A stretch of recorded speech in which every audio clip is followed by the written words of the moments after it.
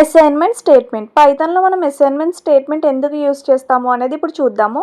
We use Python assignment statements to assign object to names.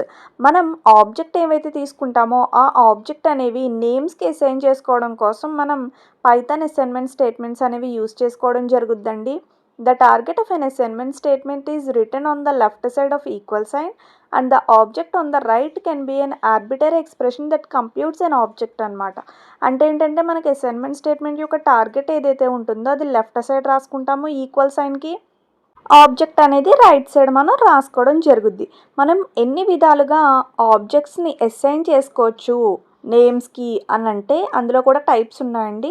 Basic form, tuple assignment, list assignment, sequence assignment, extended sequence unpacking, multi target assignment and augmented assignment. వీటి గురించి ఫుల్గా తెలుసుకోవాలనుకుంటున్నారా? అయితే long video మీకోసం డిస్క్రిప్షన్లో link ఉంది. Thank you.